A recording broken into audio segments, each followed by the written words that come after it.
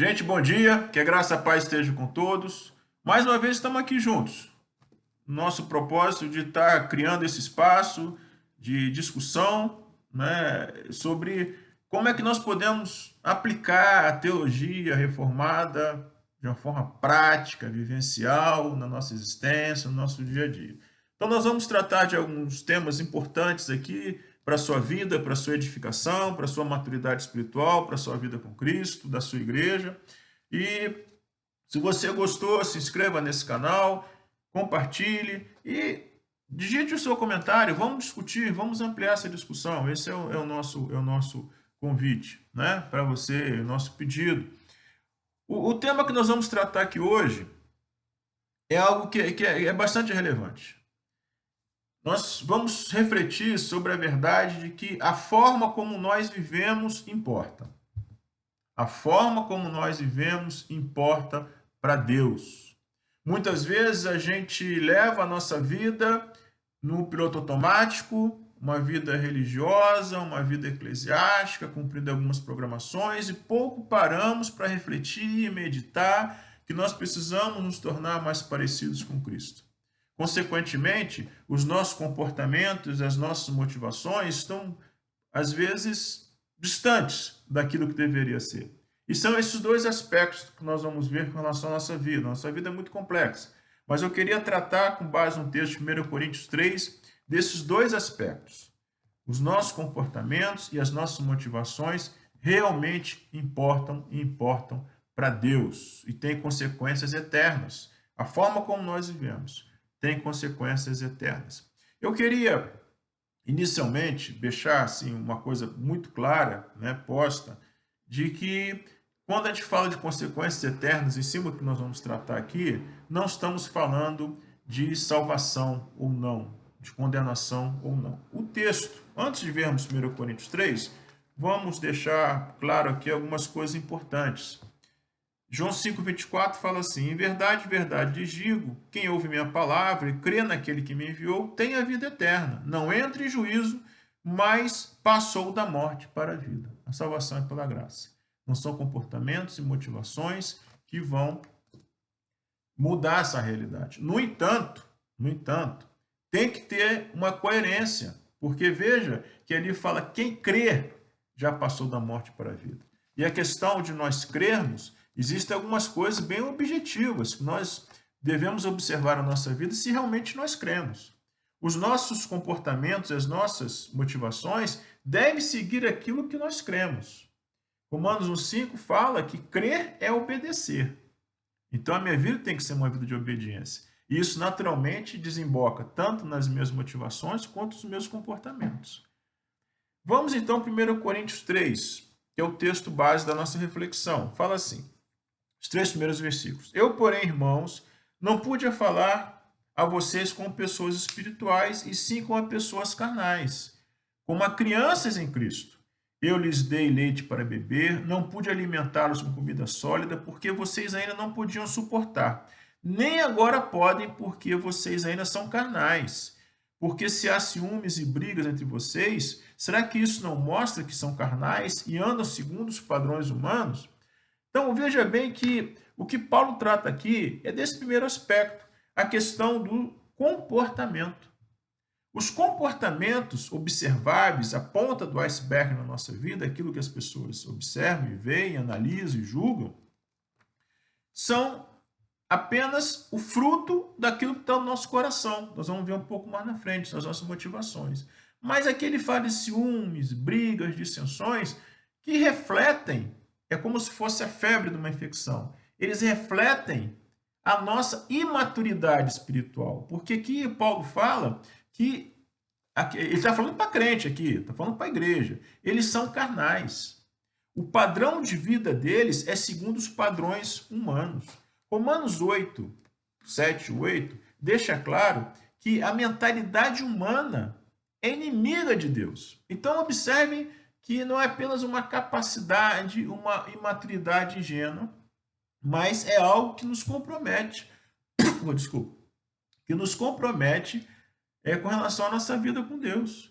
Então, o primeiro ponto, gente, é que os nossos comportamentos, eles são fruto da nossa imaturidade espiritual e eles importam para Deus. Por que que importam? Se nós formos ainda na segunda carta de Paulo aos Coríntios, capítulo 5, versículo 10, a palavra fala assim, segunda carta aos Coríntios, capítulo 5, versículo 10.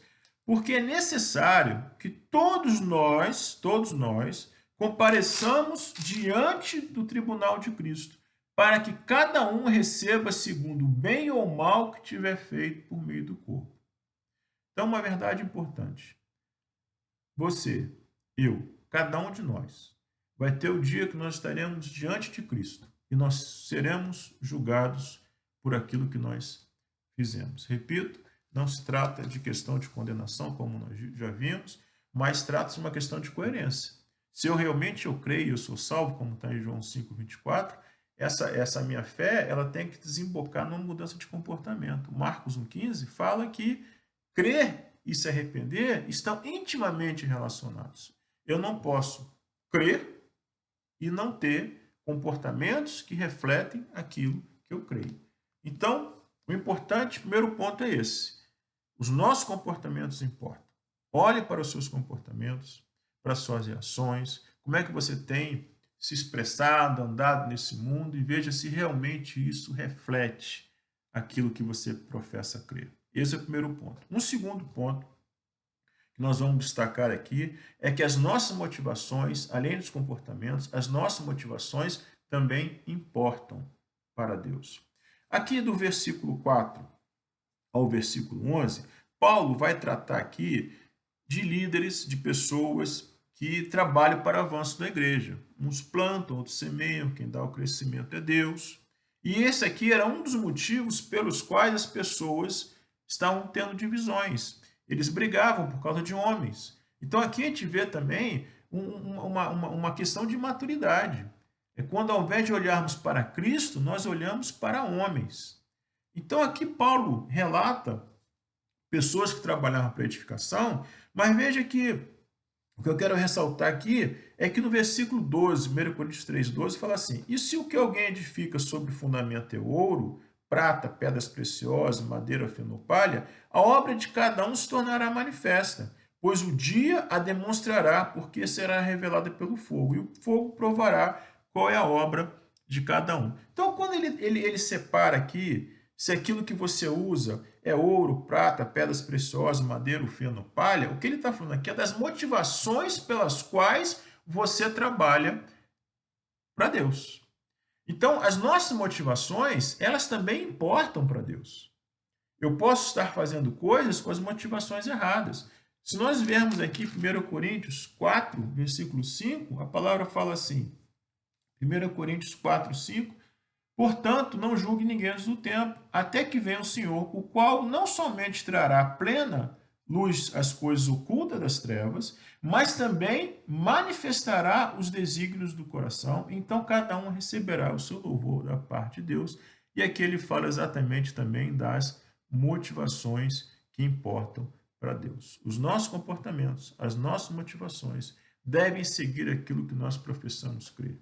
Nós temos que olhar para essas coisas, assim como o salmista, Salmo 139, 23, 24, ele pede, Senhor, som do meu coração, vê se há algum caminho mau. Nós somos espiritualmente tão incompetentes que nem para identificar, às vezes, a maldade do nosso próprio coração, nós somos capazes. Motivações importam.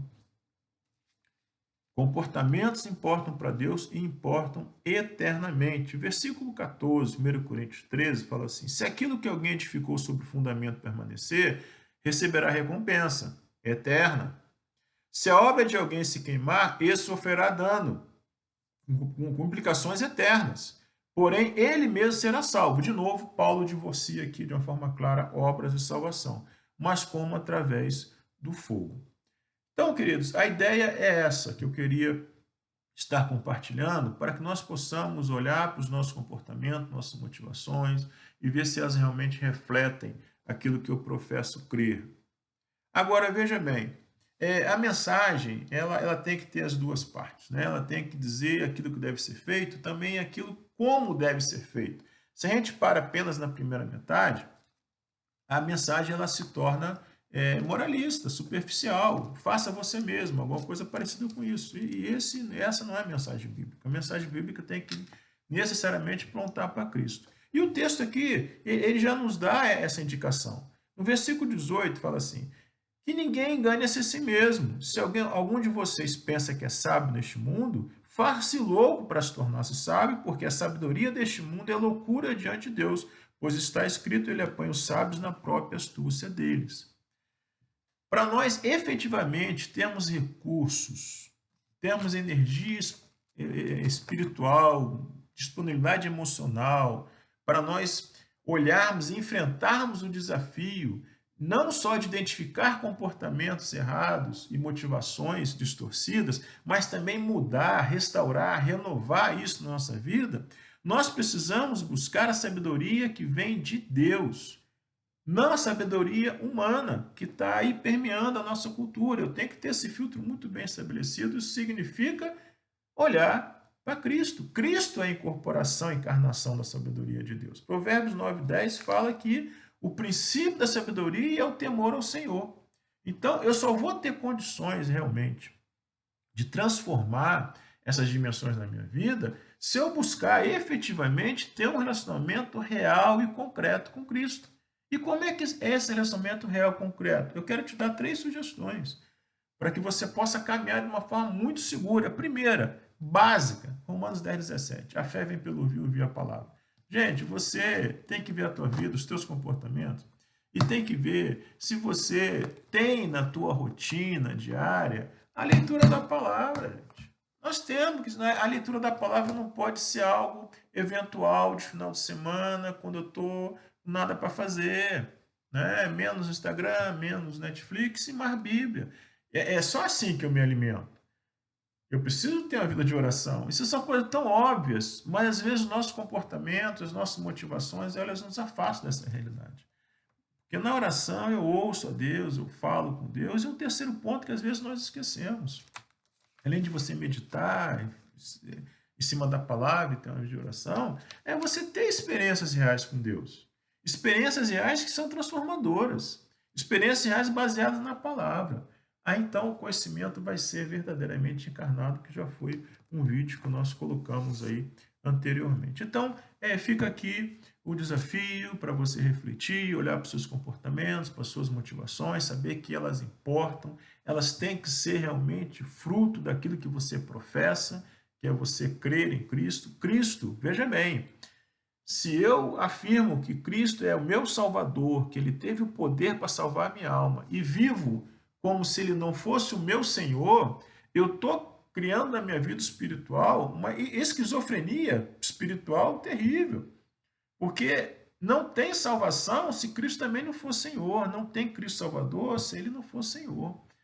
Então, Ele tem que ser Senhor de todas as áreas da minha vida. Aqui, nós estamos pontuando apenas essas 2 questões. Os comportamentos que importam eternamente. As motivações que também importam eternamente.